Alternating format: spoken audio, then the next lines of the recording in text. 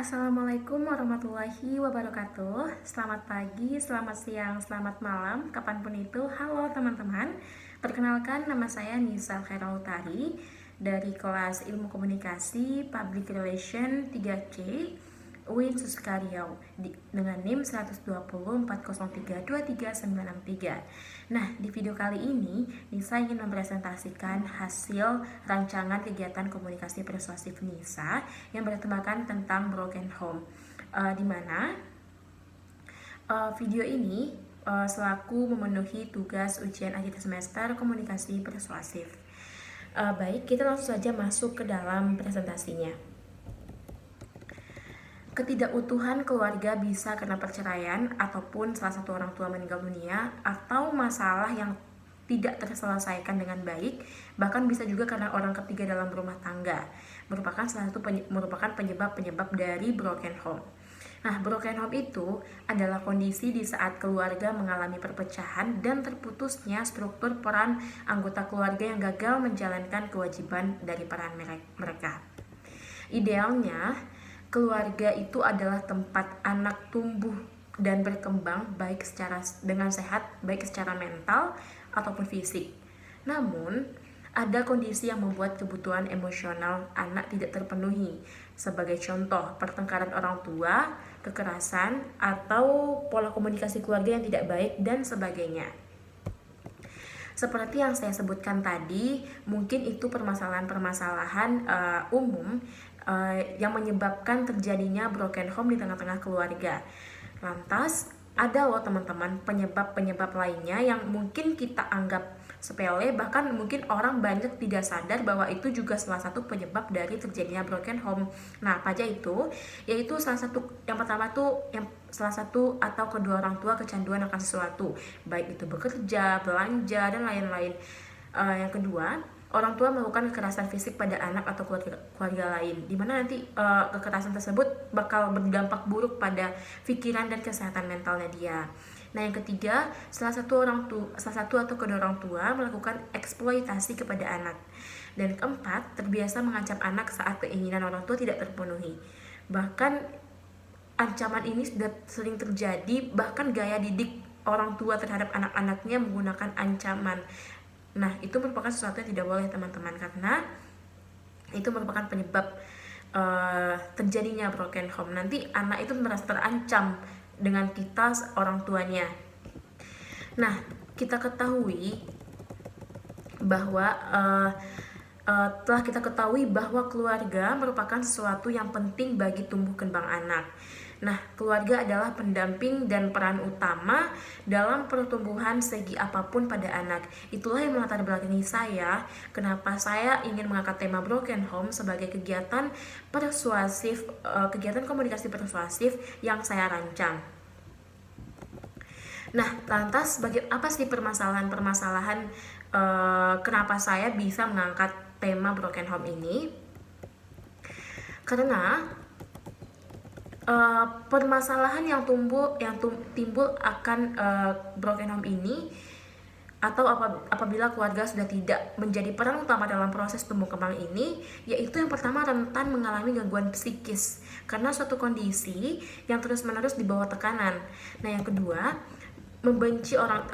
jika terjadi broken home, anak itu rentan membenci orang tuanya karena terkadang anak belum memahami tentang hal yang terjadi dalam keluarganya, bahkan belum menerima atas kondisi yang terjadi, sehingga mereka akan menganggap jika semua hal yang terjadi merupakan kesalahan dari salah satu ataupun kedua orang tuanya. Nah, permasalahan yang timbul akibat broken home ini bisa menyebabkan anak tidak mudah bergaul. Broken home juga dapat menyebabkan permasalahan pada sosial anak, di mana anak tersebut merasa minder dan memilih untuk mengurung diri dan tidak melakukan kegiatan sosial dengan anak-anak lainnya. Nah, yang permasalahan yang timbul selanjutnya yaitu mudah mendapat pengaruh buruk dari lingkungan. Nah, ini merupakan salah satu dampak yang sangat besar dan berbahaya, karena di saat kondisi rumah dan keluarga yang tidak nyaman, maka anak berusaha mencari tempat lainnya yang ia jadikan sebagai hiburan. maka teman mainnya akan menjadi sasaran utama atau tujuan utama sebagai pengganti rumah dan keluarga. Nah, jika lingkungan pertemanannya baik, maka insya Allah itu tidak akan berefek. Atau bisa gimana ya, jika lingkungan pertemanannya kurang baik, maka tentu akan anak ini mudah terpengaruh untuk melakukan perilaku yang menyimpang sebagai pelarian untuk mendapatkan kebahagiaan. Karena kita tidak tahu di luar sana, bahkan terkadang seorang anak tidak dapat membedakan mana pengaruh yang baik dan mana yang pengaruh yang buruk gitu. Nah, selanjutnya yaitu menyebabkan anak tidak berprestasi. Dampak lainnya yang sering terjadi pada anak mengalami broken home adalah padahal akademiknya. Permasalahan di dalam rumah akan membuat anak menjadi malas belajar, terlebih jika tidak adanya support atau dukungan dari kedua orang tuanya. Nah, lantas apa sih tujuan dan manfaat saya mengangkat broken home sebagai kegiatan persuasif, komunikasi persuasif kali ini? Nah, tujuannya melihat permasalahan-permasalahan broken home yang sangat marak terjadi di lingkungan sekitar, juga permasalahan yang timbul akan terjadinya perpecahan dalam keluarga. Tentunya edukasi adalah hal utama dalam melakukan pencegahan perpecahan keluarga, karena jika kita tidak melakukan sebuah edukasi, pemikiran-pemikiran awam akan terus berkembang dan permasalahan akan semakin membesar. Nah, itu merupakan tujuan saya agar orang-orang tidak awam lagi masalah broken home ini, dan orang-orang yang ingin menikah atau ingin memiliki anak memiliki bekal ilmu yang akan mereka terapkan nantinya di saat mereka sudah memiliki keluarga. Nah, apa sih manfaat saya mengangkat tema ini? Manfaat yang dapat dicapai apabila kita sebelum itu kita ketahui juga bahwa orang-orang cenderung terpengaruh terhadap orang yang digemarinya. Jika seseorang menyukai seseorang yang memiliki positive vibes, orang itu justru akan terpengaruh positive vibes juga. Begitu juga sebaliknya. Maka dari ini, saya bertujuan untuk menjadikan influencer atau artis yang saat ini banyak digemari masyarakat sebagai peran utama dalam mengedukasi masyarakat terkait broken home. Nah, apa sih manfaat saya menjadikan influencer sebagai peran utama dalam kegiatan komunikasi persuasif kali ini? Yang pertama, jika kita menjadikan influencer sebagai peran utama dalam kegiatan komunikasi persuasif ini, itu akan menyebabkan informasi dan pesan akan lebih mudah diterima oleh masyarakat. Dan juga peluang terpengaruhnya masyarakat akan lebih besar, karena masyarakat cenderung mudah terpengaruh oleh seseorang yang mereka gemari. Nah, meninjau dari aspek persuader atau influencer yang saya pakai nanti di saat melakukan kegiatan komunikasi persuasif ini, saya merencanakan bahwa influencer yang saya jadikan peran utama dalam mengedukasi masyarakat mengenai broken home adalah Maudy Ayunda dan Cinta Laura. Karena pada saat ini Maudy dan Cinta Laura merupakan top artis atau influencer yang saat ini digemari masyarakat. Karena Maudy Ayunda dan Cinta Laura merupakan influencer atau artis yang berprestasi baik di bidang akademik maupun non-akademik. Kedua influencer tersebut merupakan lulusan mahasiswi universitas di luar negeri, di mana universitas tersebut adalah universitas terbaik di dunia saat ini.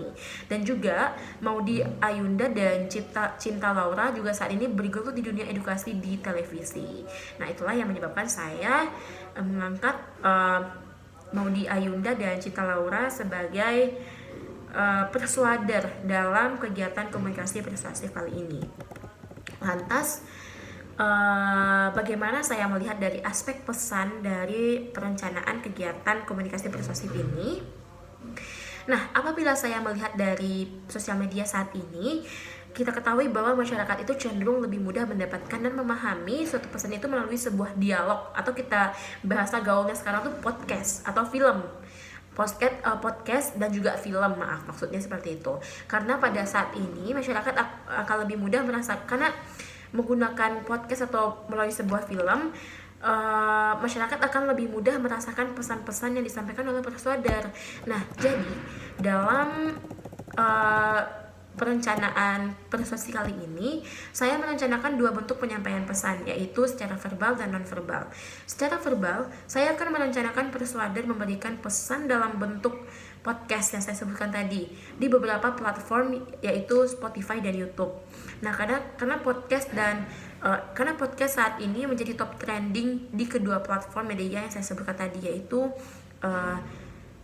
Spotify dan YouTube. Nah, untuk pesan nonverbal sendiri, saya akan merencanakan sebuah pesan itu disampaikan melalui short film edukasi gitu, dimana saya merencanakan membuat film mengenai broken home dan dampaknya, dimana kedua influencer tersebut menjadi aktornya. Karena terlebih bahwa kedua influencer yang saya sebutkan tadi itu merupakan sebuah aktor juga, jadi kayak paket komplit gitu. Mereka juga seorang motivator, mereka juga seorang guru, karena mereka juga seorang yang terpandang akan ilmu akademiknya. Mereka juga seorang aktor film favorit gitu. Nah, itu merupakan aspek pesan yang saya rencanakan dalam kegiatan persuasi kali ini. Kita masuk ke dalam aspek media atau saluran. Dalam perencanaan kegiatan ini, saya merencanakan memakai 3 platform media sosial, yaitu Instagram, TikTok, dan YouTube, dimana nantinya saya akan bekerja sama dengan beberapa selebgram, konten kreator TikTok dan YouTuber untuk memasarkan agar informasi ini dapat tersebar lebih cepat. Dan untuk short film, saya memakai dua platform media, yaitu Instagram dengan fitur IGTV dan YouTube. Karena ketiga platform media yang saya pilih itu merupakan platform media yang saat ini memiliki peringkat tertinggi pengguna dan sering dikunjungi oleh masyarakat. Nah, kita masuk ke dalam aspek persuade. Jika dari topik tema yang akan saya persuasi kepada khalayak, sebenarnya bisa ditujukan kepada seluruh khalayak. Namun pada proses kegiatan ini, aspek pertama yaitu saya berfokus kepada orang tua, anak umur 17 hingga 25 tahun, dan orang tua yang sudah menikah atau yang akan menikah, dan orang yang akan menikah atau yang sudah menikah. Karena saya rasa mereka itulah yang butuh urgent akan ilmu ini, karena mereka lah yang berperan di dalam keluarga nantinya. Nah, itulah beberapa perencanaan kegiatan komunikasi persuasif saya kali ini. Apabila ada kesalahan atau kekurangan, saya minta maaf. Wabillahi taufiq wal hidayah. Assalamualaikum warahmatullahi wabarakatuh.